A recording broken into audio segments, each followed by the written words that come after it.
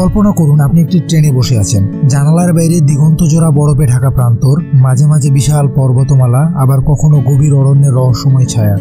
আপনার ট্রেন থামছে বিভিন্ন ঐতিহাসিক শহরে, যেখানে প্রতিটি ইটের গায়ে লেগে আছে শত শত বছরের ইতিহাস। এই ট্রেন আর অন্য কোনো ট্রেন নয়, এটি ট্রান্স সাইবেরিয়ান রেলওয়ে, পৃথিবীর দীর্ঘতম এবং সবচেয়ে চ্যালেঞ্জিং রেলপথ। আজকের ভিডিওতে আমরা জানবো কিভাবে তৈরি হলো এই রেলপথ, এর নির্মাণের পেছনে চমকপ্রদ গল্প, আর কিভাবে এটি রাশিয়ার অর্থনীতি, সংস্কৃতি এবং ভূগোলকে বদলে দিয়েছে।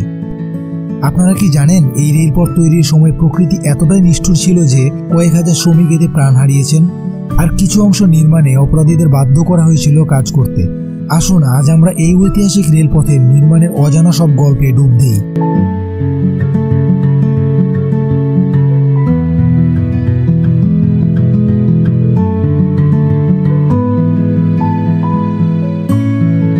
সম্রাট প্রথম নিকোলাসের অধীনে শুরু হয়েছিল একটি স্বপ্ন, সাইবেরিয়া অঞ্চলকে রাশিয়ার পশ্চিম অংশের সাথে যুক্ত করা। এই পরিকল্পনা শুধু একটি যোগাযোগ মাধ্যম তৈরি করার জন্য নয়, বরং সাইবেরিয়ার সামরিক ও অর্থনৈতিক উন্নয়নের জন্য অপরিহার্য ছিল। কিন্তু তখনকার দিনে এই প্রকল্প প্রায় অসম্ভব বলে মনে করা হতো, কারণ সাইবেরিয়া ছিল বিশ্বের সবচেয়ে দুর্গম ও প্রতিকূল অঞ্চলের একটি। বরফাবৃত প্রান্তর, বিপদসংকুল নদী এবং দুর্বল প্রযুক্তি সব মিলিয়ে এই প্রকল্পটি ছিল এক অসম্ভব স্বপ্ন।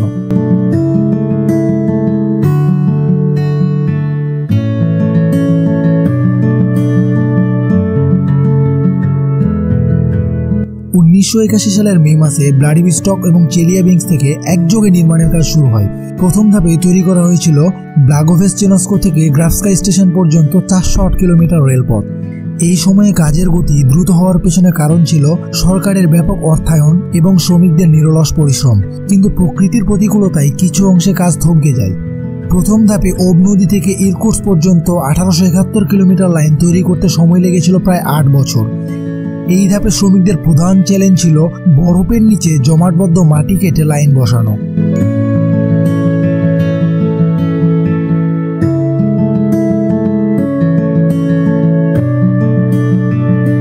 ট্রান্স সাইবেরিয়ান রেলওয়ের দ্বিতীয় ধাপটি ছিল প্রকৃতির নিষ্ঠুরতার সঙ্গে মানুষের এক অবিস্মরণীয় লড়াই।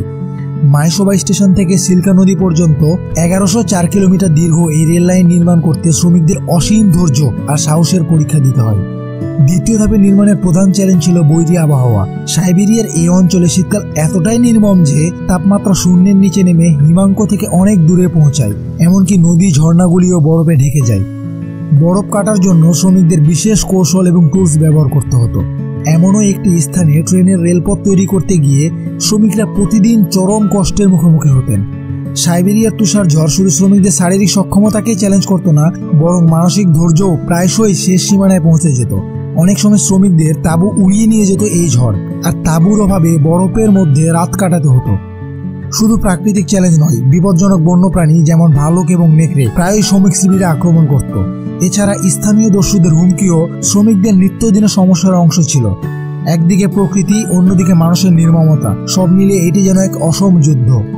তবে সবচেয়ে বড় চ্যালেঞ্জ ছিল সিল্কা নদী পেরিয়ে রেল লাইন বসানো। নদীর স্রোত এতটাই প্রখর ছিল যে পাথরের উপর ভিত্তি তৈরি করা প্রায় অসম্ভব হয়ে পড়ে। এখানে শ্রমিকদের প্রতিদিন নদীর জমে থাকা বরফ সরিয়ে মাটি খনন করতে হতো।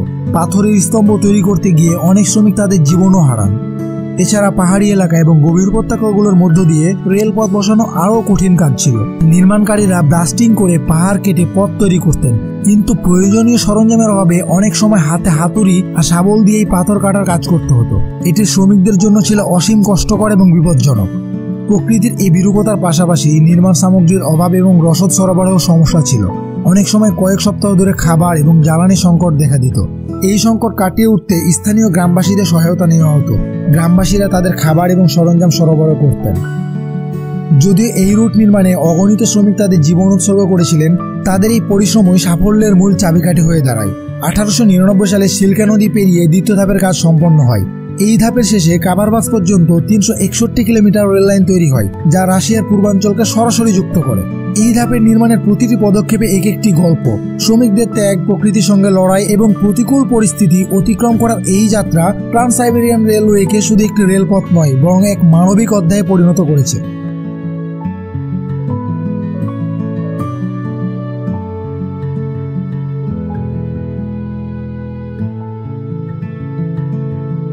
ধাপে তৈরি হয়েছিল আমুর রেলওয়ে, যা ট্রান্স সাইবেরিয়ান রেলওয়ে সবচেয়ে দীর্ঘ অংশ।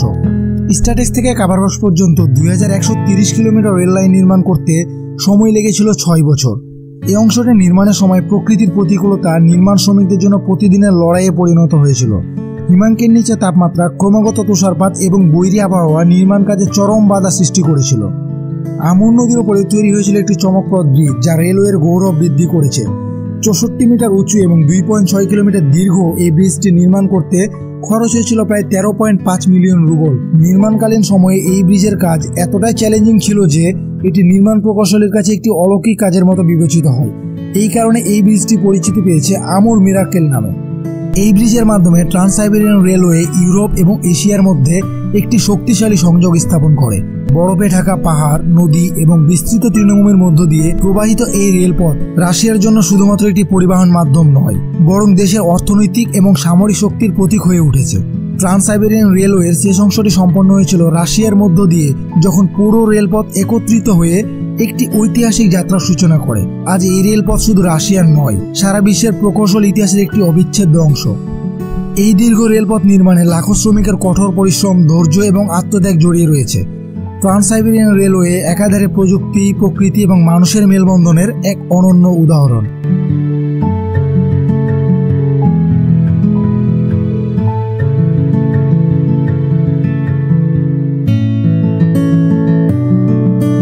ট্রান্স সাইবেরিয়ান রেলওয়ে ভ্রমণ কেবল একটি যাত্রা নয়, এটি জীবনের এক অনন্য অভিজ্ঞতা। মস্কো থেকে ভ্লাদিভস্টক পর্যন্ত এই 9288 কিলোমিটার দীর্ঘ পথে রয়েছে প্রকৃতির হাজারো রূপ আর ইতিহাসের নানা চিহ্ন। প্রথম দিনেই ট্রেন ছুটে চলে মস্কোর ব্যস্ত শহরের রাস্তাগুলো পেরিয়ে। জানালার বাইরে দেখা যায় ক্রেমলিনের উঁচু মিনার আর আধুনিক আকাশচুম্বী বিল্ডিং। এরপর শুরু হয় রাশিয়ার প্রাকৃতিক সৌন্দর্যের আসল অভিজ্ঞতা। যাত্রার দ্বিতীয় দিনে ট্রেন পৌঁছায় ভোলগা নদীর তীরে। ভোলগা শুধু রাশিয়ার বৃহত্তম নদী নয়, এটি অনেক গল্প আর কাহিনীর আধার। এখানে নদীর বিশালতা আপনাকে মুগ্ধ করবে। তৃতীয় দিন আসে উরাল পর্বতমালার চমৎকার দৃশ্য। ট্রেন ধীরে ধীরে পাহাড়ের উপর দিয়ে চলতে থাকে, চারপাশে দেখা যায় বরফে ঢাকা পর্বতের চূড়া আর ঘন অরণ্য। ট্রেন যখন ইউরোপ থেকে এশিয়ার সীমান্ত পেরোয়, তখন এক অসাধারণ অনুভূতি হয়। এটি যেন এক মহাদেশ থেকে আরেক মহাদেশে পা রাখা। চতুর্থ দিনে আপনি পৌঁছাবেন সাইবেরিয়ার প্রান্তরে। এখানকার দিগন্ত জোড়া তৃণভূমি, হিমবাহ এবং বরফে ঢাকা জমি দেখে মনে হবে আপনি পৃথিবীর এক নতুন কোণায় চলে এসেছেন। সাইবেরিয়ার এই বিশালতা এবং নির্জনতা যেন এক অলৌকিক আবেশ তৈরি করে। পঞ্চম দিনে আসে বৈকাল হ্রদ, যা পৃথিবীর গভীরতম হ্রদ। বৈকাল হ্রদের তীরে ট্রেন যখন চলতে থাকে, তখন এর নীল জলরাশির সৌন্দর্য আপনাকে অবাক করবে। ট্রেন জানালা দিয়ে দেখা যাবে হ্রদের বরফের উপর ভাসমান ছোট ছোট নৌকা এবং স্থানীয় মানুষের জীবনযাত্রা। 6 দিন ধরে চলতে থাকা এই যাত্রায় আপনি 87টি শহর পেরিয়ে যাবেন। প্রতিটি শহরের স্টেশনে ট্রেন থামার সময় আপনি স্থানীয় খাবার আর মানুষের উষ্ণ অভ্যর্থনা উপভোগ করতে পারবেন। ট্রান্স সাইবেরিয়ান রেলওয়ের স্টেশনগুলোর মধ্যে স্লাইউডাঙ্কা স্টেশনটি অন্যতম। সম্পূর্ণ মার্বেল পাথরে তৈরি এই স্টেশনটি একটি স্থাপত্য শৈলীর নিদর্শন। সপ্তম দিনে ট্রেন পৌঁছাবে ভ্লাদিভস্টকে, প্রশান্ত মহাসাগরের তীরে। এখানকার জাপান সাগরের তীর এবং পাহাড়ি ল্যান্ডস্কেপ আপনার যাত্রার শেষ মুহূর্তগুলোকে আরও স্মরণীয় করে তুলবে। আপনার পুরো যাত্রায় আপনি শুধু প্রকৃতির রূপই দেখবেন না, বরং মানুষের নির্মাণশৈলীর অসাধারণ নিদর্শনও অনুভব করবেন। রেল লাইন ধরে চলা এই ট্রেন যেন আপনাকে রাশিয়ার সংস্কৃতি, ইতিহাস এবং প্রাকৃতিক সৌন্দর্যের এক অনন্য ভ্রমণে নিয়ে যায়।